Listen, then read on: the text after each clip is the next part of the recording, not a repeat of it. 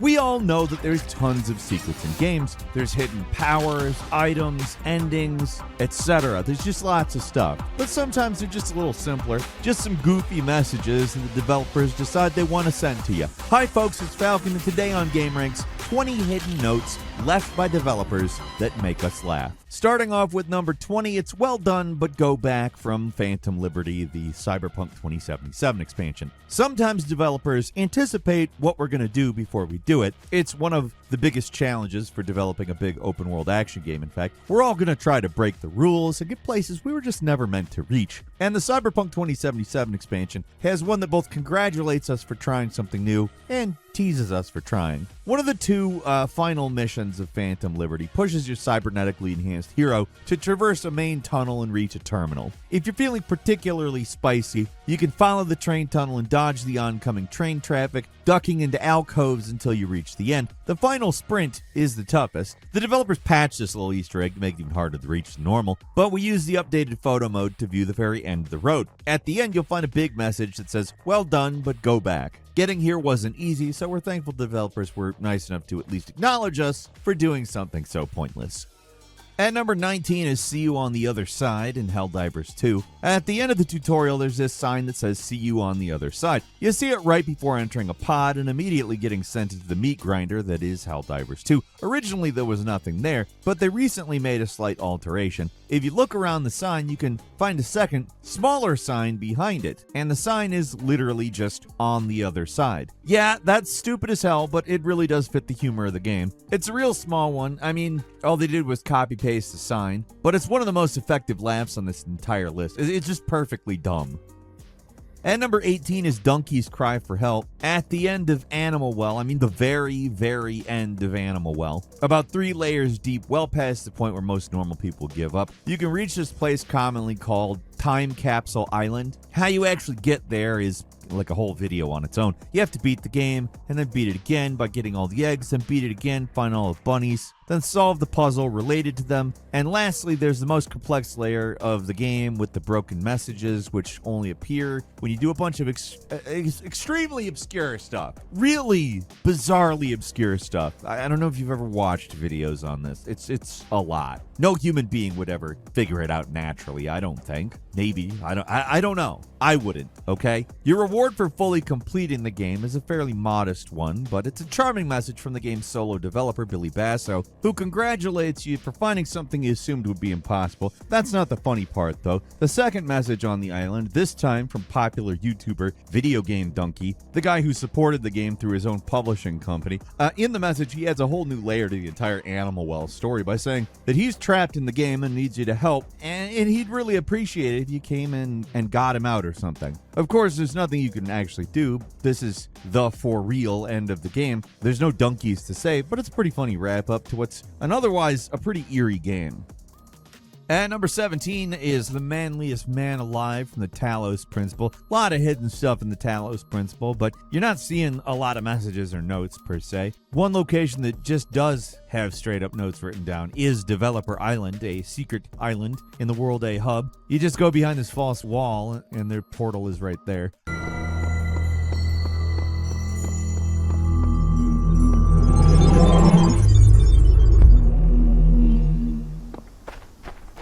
There's a lot of little jokes around here, but the specific message I'm talking about is hidden in the Hall of Fame. Here, there are a bunch of plaques with dedications from multiple people. Some of these are jokey, some are sincere, but what I'm actually looking for is a hidden message within a hidden message. Instead of a picture, there's one plaque with a QR code. Scanning it gets you this bizarre message: "Manliest man alive. Have some free mouthwash, free shampoo, and free shower curtains for decoding this." I don't know why that's there.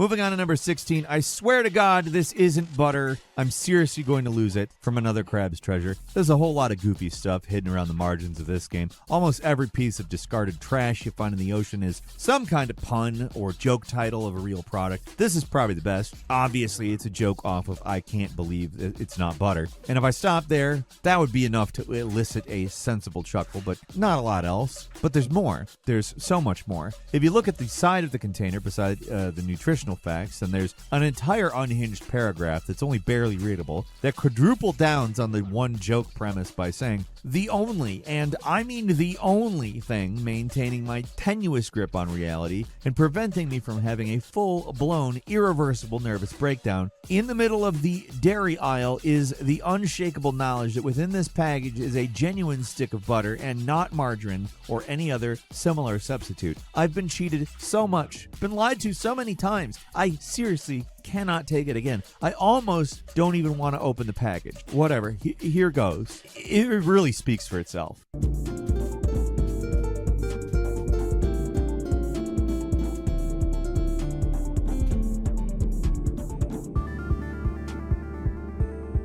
And number 15, The Zone Will Never Let You Go from Stalker 2. This one's not exactly laugh out loud funny, but it elicits a small chuckle or grin. It's the thinking man's LOL, I guess.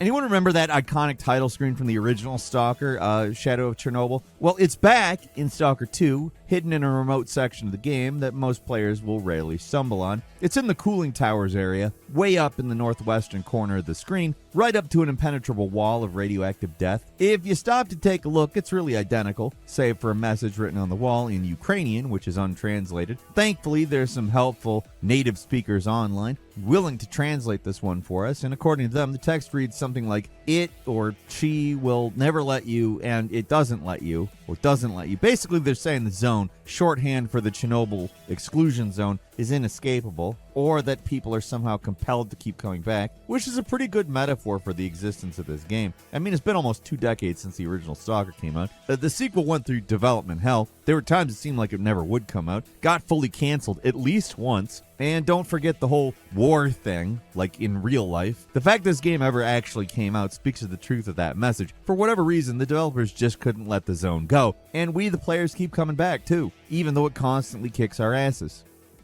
And number 14 is Frank West in Left 4 Dead 2. One of the most well-known parts of the Left 4 Dead games is the messages written on the walls of the safe houses. These would hide memes and references, and sometimes they were just funny on their own. They were never all that hidden, though, but this one is. In The Passing, a DLC campaign for the second game, there's a little side room in a bar that's absolutely full of these sorts of notes. Maybe it used to be a safe house at one point, but it's not safe at this point. There's zombies all over the place, and the hectic nature of the gameplay means you're probably not going to take the time to check these notes out. There is a funny note here, one from Frank West. Yes, Dead Rising's Frank West. It says, Otis, no helicopter, zombies are too fast, not gonna make it. Signed, Frank West. It's a very, very specific reference. They mention Otis, the old security guy who's on the walkie-talkie in the first game, mention the helicopter, which is the thing you're waiting for to escape the mall, and this is all very similar to the final message delivered by Frank at the end of the game. The zombies are too fast part is new, obviously, and it's a reference to the fact the zombies in Left 4 Dead are much faster compared to the ones in Dead Rising. It's a good reference, snappy and amusingly specific.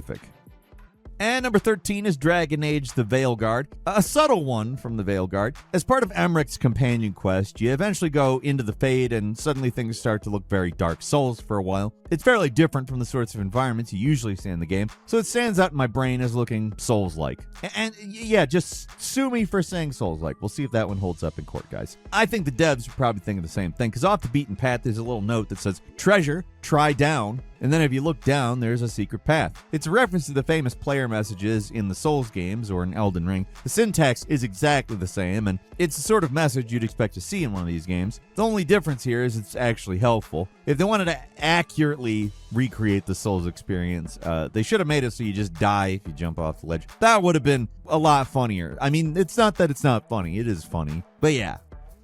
And number 12 is the Konami customer support in Silent Hill Shattered Memories. Silent Hill is even spookier when you realize there's a hidden phone number you can call in-game to hear a message from the diabolical minds of Konami. The number is found in the instruction manual and nowhere in the game. If you choose to call it, you get a funny message acknowledging your very bad situation. The Konami customer support representative quickly notes that the caller ID says you're in Silent Hill, so they can't help you. This is the actual number for Konami's customer support. At least it was at the time, making this one of the most clever little Easter eggs we've found in a while. Instead of a message from the developers, we're getting one from the publisher that you're totally screwed. Good luck anyway. And number 11 is the Loot Cave in Dying Light. Somehow, we've never covered this one here. With all of the many Dying Light Easter eggs we've talked about on these lists over the years, one the best one that's been overlooked. So it's time to right that wrong. Finally, looking at Dying Light's loot cave. Hidden northeast from the harbor area, there's a cave you can reach by water, which is full of chests containing treasure. When you approach the back of the cavern, a horde of zombies starts crawling out of the cracks, and a message will appear. Your destiny is to build your legend and get loot. Obviously, it's a reference to the Destiny loot cave, and it doesn't stop there. You kill enough zombies and eventually get a second message. Enough! Patch 1.0.2 activated. Better do some quests. And number 10 is just some pure nonsense and unreal. You're here for stupid messages, and this is about as stupid as the secret messages can get. Hidden in a normally inaccessible spot in the second mine level, which on its own is a reference. But the first mine level is called Dig in the game files. The second one's called Dug. Get it? Get it? Get it? Dig Dug. Do you remember arcades? I remember arcades. Yeah, that's the level we're operating on here. So to find this message, you have to find this elevator that goes up. You take it and you turn on fly mode. Literally the only way you can get to it is to cheat and fly across the gap up into the rafters. There you'll get an update on your translator that says these words of wisdom. Canada is really cold. I like Dos Equis beer. My cats are fuzzy. It sounds like a haiku, but you should understand that that is not a haiku. It is pure poetry though. Chef's kiss. And number 9, there's a secret message in Tails' tablet in Sonic Colors. It's a lot trickier to translate because it's not in a language that anyone is actually fluent in. You need a deep knowledge of hexadecimal code to decipher this silly message. It's definitely not worth all the work, but you know Sonic fans, they can't help themselves. They did the work anyway. Near the end of Sonic Colors, you can get a close-up view of Tails' little yellow tablet. What initially looks like binary scrolling across the screen is actually hexadecimal code. Anyone nerdy enough to translate it will be rewarded with this message. If you can read this, you're a geek. And yes, that typo is in the original game. At number 8, you can have this for your trouble in Ion Fury Aftershock. Duke Nukem 3D was filled with little messages like, you shouldn't be here. For players who manage to reach unintended places, Ion Fury is intended by the developers to be a spiritual sequel to that game, so no surprise here, they hid one of their own around with their own little twist on it. This specific message is in the Aftershock DLC's third major section or chapter or whatever they're calling it. It's called Suburbia Under Siege. If you cheat through a wall in this aqueduct, you'll find an unfinished section of the game with a simple message. You're still not supposed to be here. If you look further, there's more to the message. It has, but you can have this for your trouble right next to a button. What do you get for pressing it? Well, it's just a single armor piece. Oh, joy! Joy! Rapture! And number 7 is a CD player secret in Castlevania Symphony of the Night. Alucard left us a message in the classic game Symphony of the Night. The PlayStation 1 was actually the first console to really popularize using CDs for storing video game data, and CDs were primarily used for buying and selling music in the 1990s. Combine those two simple truths, and people were sticking their game discs into CD players, and sometimes something would actually happen. Putting Symphony of the Night into a CD player plays a short message from Alucard's deep-voiced actor, booming out a warning that you shouldn't listen to the first track, but that you probably won't listen to him. And after that message, we get a completely awesome remix of the opening track of Castlevania's Castle. For once, we're being rewarded for ignoring developer warnings. Nice. And number 6 is I Respect You from Super Monkey Ball 2. There's a level in this game, it's kind of suspicious. It's called Bumpy, and it's mostly just a flat grid with a lot of bumps on it. Smarter players than I immediately identified what this was and managed to translate it, and you can easily get a full view of the course by zooming all the way out on the level viewer. I'm not sure if it's the right direction, might be upside down, but you get the idea. It's a secret message. It says, hi, this is Jamad, who I don't know who Jamad is, probably one of the developers, and it says, that is right, Braille alphabet. I respect you. It's mostly just a nice message, but there's something so weirdly blunt about it. It's such an unnecessary inclusion. It's just kind of funny that it even exists.